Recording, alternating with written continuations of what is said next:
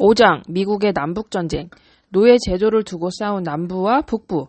비토리오 에마누엘레 2세가 이탈리아의 첫 국왕이 된 날로부터 한 달이 지난 1861년 4월이었어. 어느 차가운 날 밤에 아메리카 합중국 대통령이 백악관 집무실 책상에 앉아서 그가 직접 쓴 문서를 읽고 있었어. 아메리카 합중국의 대통령인 나 에이브러함 링컨은 아메리카 합중국의 7만 5천 명의 병사들이 에이브러함 링컨은 야윈 손으로 힘없이 얼굴을 문지르면서 한숨을 내쉬었어. 그가 직접 쓴 그 글은 바로 다음날 아침이면 전국의 신문에 실리게 될 포고문이었단다. 그는 7만 5천 명의 아메리카 합중국 장정들이 소총과 총검을 들고 바로 그들의 이웃 사람들과 싸우러 나가게 하지 않으면 안 될 안타까운 처지가 되어 있었던 거야. 그러나 링컨은 다른 방도가 없다고 생각했어. 2달 전의 일이었어. 사우스 캐롤라이나, 미시시피, 플로리다, 엘라바마, 조지아, 루이지애나, 텍사스 이렇게 7주가 아메리카 합중국에서 탈퇴하겠다고 선언했어. 그들은 아메리카 연합이라는 이름으로 그들만의 새로운 나라를 세우려고 했단다. 이제부터 우리는 읽어나가기 쉽도록 아메리카 합중국을 미합중국이라 하고 아메리카 연합을 남부연합이라고 부르기로 해. 또 미합중국은 보통 미국이라고 부르지만 이번 장에서는 미합중국이라고 부를게. 남부연합의 주들은 미합중국에게 사우스 캐롤라이나 주에 자리 잡은 섬터 요새의 병사들을 철수시키고 요새를 그들에게 넘기라고 요구했어. 그러나 미합중국은 그 요새를 단념할 생각이 조금도 없었단다. 이틀 전 아직 해가 뜨기 직전에 깜깜한 새벽에 남부연합군이 샘터 요새에 대포를 쏘아대고 총격을 가하기 시작했어. 그리고 요새를 포위한 채 꼬박 이틀 동안 사격을 해대자 요새 안에 미합중국 사령관은 미합중국 국기를 내렸어. 링컨은 미합중국이 어떻게 대응해야 할 것인지를 판단해야 했어. 그는 싸우는 쪽을 택했단다. 군대의 힘으로 남부 7주를 눌러서 미합중국에 복귀하도록 만들겠다고 생각했던 거야. 다음날 아침에 링컨은 포고문을 발표했어. 미합중국 전 지역에서 시민들이 모여서 환호하고 아무나 나서서 연설을 하고 성족이여 영원하라를 불렀어. 그러나 미합중국의 모든 주들이 링컨의 결정을 환영하진 않았단다. 이틀 후에 버지니아주가 남부연합으로 넘어갔어. 그리고 한 달 후에는 아소칸, 테네시, 노스캐롤라이나 3개의 주가 미합중국을 버리고 남부연합 쪽으로 넘어갔어. 그리고 북부와 남부의 경계에 자리 잡은 켄터키, 미주리, 웨스트 버지니아, 메릴랜드, 델라웨어 등의 주는 미합중국 정부에 편지를 보냈어. 자기들은 남부연합으로 넘어가지는 않겠지만 미합중국 편에서 싸우지도 않겠다는 것이었지. 미주리주의 주지사는 링컨에게 남부와의 전쟁은 불법이고 헌법 정신에 맞지 않으며 비인간적이고 악마적인 행위라고까지 말했단다. 또 켄터키주의 주지사는 우리 주는 남부에 우리 형제 자매들을 짓누르려는 사악한 의도를 가진 전쟁에 군대를 보낼 수 없다라고 단호하게 말했어. 미합중국의 역사는 아직 채 200년이 못 됐어. 그런데 벌써 갈라져서 내전을 치르려고 하고 있었던 거야. 링컨은 그 전해인 1860년에 미합중국의 대통령으로 선출됐어. 1860년에 미합중국은 어떤 인간이 다른 인간을 노예로 소유하고 부려도 되는지 안 되는지의 문제는 각 주가 스스로 알아서 결정한다는 합의가 이루어졌단다. 사우스 캐롤라이나와 조지아 같은 남부의 주들에서는 노예 소유가 합법이 되었어. 남부의 농부들은 대개 광활한 목화밭과 담배밭을 가지고 먹고 살았어. 그런데 목화와 담배는 다른 농작물에 비해 일손이 엄청나게 많이 필요한 농작물이란다. 그래서 이익을 남기기 위해서는 거의 공짜나 마찬가지라고 할 만큼 값싼 노동력이 필요했는데 노예를 부리지 못한다면 남부의 농장들은 곧 망하고 말 지경이었지. 한편 북부의 주들은 노예를 소유하고 부리는 것을 불법이라고 규정했어. 뉴욕, 펜실베이니아, 매사추세츠 같은 주들은 일손이 엄청나게 많이 필요한 농장이 없었단다. 생활 필수품 공장과 제재소와 철공소 같은 것이 북부의 주요 산업이었거든. 남부 사람들은 북부 사람들의 신세가 좋아서 그저 입만 벌리면 노예를 부리는 게 불법이라고 짓거리는 거야. 노예가 없어도 먹고 살만 하니까 속 편한 소리를 하는 거라고 하고 불평했단다. 수십 년 동안 남부와 북부의 주들은 노예 제도를 놓고 언쟁을 벌여왔어. 그러나 어디까지나 언쟁만 벌였을 뿐 그것 때문에 전쟁까지 벌어질 정도는 아니었는데 새로운 주들이 미합중국에 편입되면서부터 문제가 심각해졌단다. 남부의 주들은 그 새로운 주들에게도 노예 제도가 합법이 되기를 원했어. 그러면 노예제도를 찬성하는 주의 수가 반대하는 주보다 더 많아질 것이기 때문이었지. 그러니까 북부의 주들은 똑같은 이유에서 당연히 그 새로운 주들에게도 노예제도가 불법이 되기를 원했지. 링컨은 대통령이 되기 전부터 북부 사람들의 입장을 강력하게 지지했단다. 그는 새로운 주들에서 노예제도가 불법이 되기를 원하는 이유가 무엇이냐고 누군가가 묻자 이렇게 대답했대. 아이들 방에 침대를 새로 들여놓는다고 칩시다. 그런데 방금 새끼를 까놓은 뱀의 둥지를 침대 속에 넣어야 한다는 조건이 붙었다고 쳐봐요.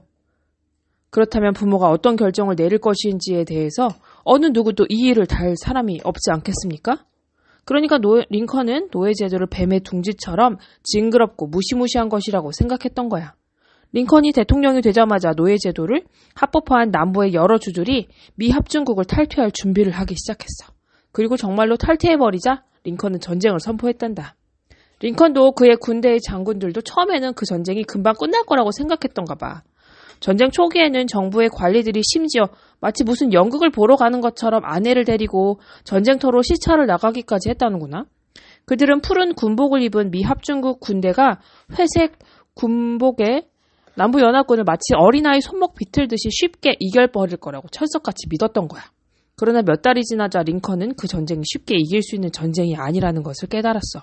그래서 그는 바로 얼마 전에 이탈리아에서 엄청나게 강한 적과 싸워서 대승리를 거두었던 가리발디를 초대해서 사령관으로 임명하려고 했어. 하지만 가리발디는 응하지 않았고 대신 율리시스 심프슨 그랜트 장군이 연방군의 사령관이 되었단다. 남부에서는 버지니아주 출신의 로버트 에드워드 리 장군이 연합군의 사령관이 되었어. 리 장군은 노예제도에 찬성하는 사람은 아니었지만 버지니아주가 미 합중국에서 탈퇴하자 자신의 고향을 위해서 당연히 나섰단다. 전쟁이 시작된 지 1년이 지났을 때 링컨 대통령은 남부연합의 모든 노예들은 1863년 1월 1일부터 자유의 몸이 될 것이라고 선언했어.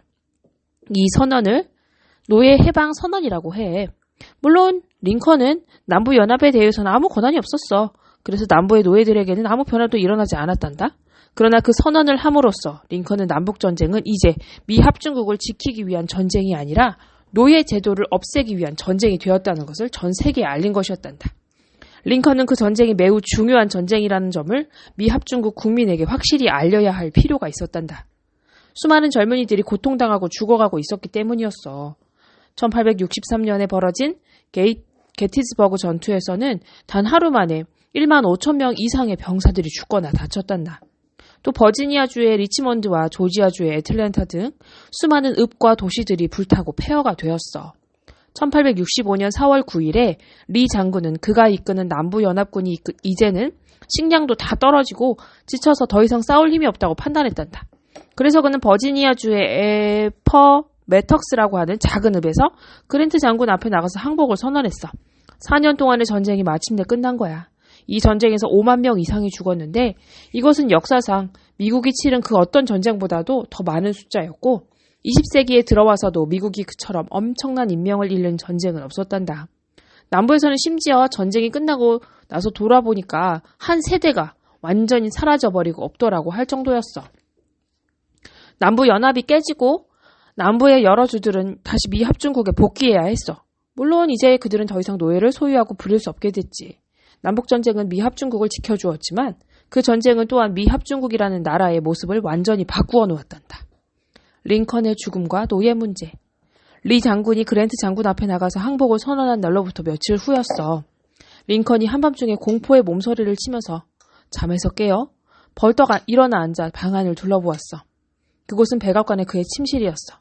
그러니까 그는 꿈을 꾸었던 거야. 너무도 무서운 꿈을. 링컨은 꿈에서 깨긴 했지만 아직도 무서움에 벌벌 떨고 있었어. 꿈이 너무도 생생했던 거야. 꿈속에서 그는 백악관을 배회하고 있었어. 방들이 모두 텅 비어있고 복도에는 오가는 사람이 아무도 없었어. 그런데 어디선가 훌쩍훌쩍 흐느끼는 소리가 들리는 거야. 사방이 고요한데 간혹 애처롭게 흐느끼는 소리가 들렸어.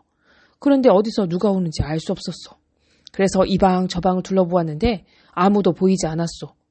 그런데 너무도 슬프게 우는 소리가 그치지 않았다오. 부인이 링컨에게 무엇 때문에 그렇게 무서워하느냐고 묻자 링컨이 이렇게 대답했다는구나. 꿈속에서 링컨은 이윽고 백악관의 이스트룸에 당도했어. 방 한가운데 관이 하나 놓여있고 병사들이 관 주위에 늘어서 있었어. 관 속에 누운 사람의 얼굴은 하얀 천으로 가려져 있었어. 링컨이 물었어. 누가 죽었지? 곁에 있던 병사가 대답했어. 대통령께서 돌아가셨습니다. 못된 놈이 대통령을 암살했습니다. 그러자 관 주위에 있던 사람들의 웃음소리가 커지고 링컨은 꿈에서 깨었어. 그는 다음날 어느 친구에게 이렇게 말했어. 잠에서 깬 다음에는 다시 잘 수가 없었어. 지금까지도 이상하게 마음이 초조하고 불안해. 링컨은 그 꿈을 잊어버리려고 애썼어. 그리고 며칠 후인 4월 14일에 전쟁에서 패한 남부의 주들을 다시 미 합중국에 복귀시키는 절차를 놓고 측근들과 회의를 했어. 그날은 성금요일이었는데 그날 밤에 링컨은 부인과 함께 연극을 보러 가기로 예정되어 있었단다. 링컨은 연극을 보러 가고 싶지 않았어. 며칠 전에 그 꿈 때문에 아직도 마음이 심란한 데다가 낮에는 전쟁 이후에 여러 가지 문제를 놓고 회의를 하느라 몹시 피곤했거든. 그러나 대통령이 부인과 함께 연극을 보러 온다는 기사가 이미 나 있었고 전쟁이 끝났다고 너나 없이 좋아하는 분위기가 한껏 고조된 가운데서 워싱턴 시민들은 대통령 내외와 함께 연극을 보게 된다니까 더욱 신이 나 있었단다. 그래서 링컨은 할 수 없이 극장에 가야 했어. 그는 부인과 함께 마차를 타고 서늘한 밤바람을 맞으면서 포드 극장으로 갔어. 링컨과 부인은 연극이 시작되기 직전인 9시 정각 무렵에 극장에 도착해서 특별석으로 갔어. 존 파커라는 이름의 경찰관이 특별석의 출입구 앞에서 경비를 썼어. 그런데 연극이 1시간쯤 진행되었을 때 파커는 연극을 보고 싶다는 생각이 슬그머니 들었나 봐. 그래서 그는 그새 무슨 특별한 일이야 있겠느냐 생각하고는 아래층으로 내려가서 관객 사이에 끼어버렸어. 링컨 대통령이 흔들 의자에 앉아서 연극을 보고 있는 특별석의 출입구를 지키는 사람이 없게 된 거야. 그런데 말이야. 링컨과 미 합중국을 증오하는 한 사내가 극장 어딘가에 숨어 있었단다. 그는 존 윌크스 부스라는 이름의 영국 배우였어. 그는 남부와 북부 사이에 있는 메릴랜드 주에서 태어났는데도 늘 자기가 남부지방 사람이라고 생각했단다. 그는 남북 전쟁 기간 동안에도 쭉 연극을 했었고 그래서 남부연합을 지키는데 힘을 보태지 못했다는 죄책감을 가지고 있었단다. 그래서 그는 비장한 결심을 했어. 남부의 적인 링컨을 죽여서 그 죄책감을 말끔히 씻겠다고 말이야. 부스가 특별석의 출입구를 박차고 들어가서 대통령을 향해 권총을 쏘았어. 링컨은 흔들 의자에 앉은 채 그대로 고꾸라졌어. 부스는 특별석 한쪽 귀퉁이의 난간을 타 넘어서 무대 위로 뛰어내리려 했어. 그는 무대를 지나서 극장의 연문으로 빠져나갈 계획이었어. 연문 밖의 골목에다가 그는 말 한 마리를 미리 가져다 놓았는데 그 말을 타고 멀리 달아날 생각이었지. 그런데 특별성의 귀등이에 드리워진 미국 국기에 부스의 발 뒤꿈치가 걸렸어. 그는 기우뚱거리면서 무대 위로 떨어져서 한쪽 다리가 부러졌어. 부스는 부러진 다리를 질질 끌면서 무대를 지나 연문으로 나가서 말에 올라탔어. 그리고 남쪽의 버지니아주로 달렸어. 그는 버지니아주 사람들이 자기를 반겨주고 영웅으로 대접해 줄 거라고 기대했어. 하지만 그가 달아나면서 들른 여러 농가들에서는 아무도 그를 반겨주지 않았단다. 그는 버지니아의 깊숙한 시골로 하염없이 달렸어. 말이 땅을 차고 오를 때마다 부러진 다리가 너무도 아팠겠지. 한편 극장에서는 의사가 링컨을 살려보려고 안간힘을 썼어. 그러나 희망이 없었어. 아직 숨이 끊어지진 않았지만 의식을 완전히 잃은 상태였어. 마차에 실려서 백악관으로 돌아간 링컨은 다음날 아침에 숨을 거두었는데 그때까지 한 번도 깨어나지 못했단다. 그의 시신은 백악관의 이스트룸에 안치되었고 병사들이 지키는 가운데서 시민들이 애워싸고 흐느껴 울었어. 링컨이 꿈에서 보았던 광경이 꼭 그대로 실현되었던 거야. 부스를 찾아서 시골을 뒤지던 연방군 병사들이 이틀 만에 그를 찾았어. 그는 버지니아주 라파 한옥강 근처 어느 농가에 헛간에 숨어 있었단다. 헛간에 불을 지르자 부스가 뛰쳐나왔고 병사들이 그에게 총을 쏘았다는구나. 전쟁이 끝났지만 미국이 다시 건강해지기까지는 오랜 시간이 걸렸어. 링컨이 암살당한 그 사건은 미국에 아직도 얼마나 큰 증오가 남아있는지를 여실히 보여주었지. 남부 사람들은 거의가 여전히 북부의 주들을 증오했고 백인들은 아직도 흑인을 인간으로 대접하지 않았단다. 1865년 12월에 미국은 수정헌법 13조를 통과시켰어.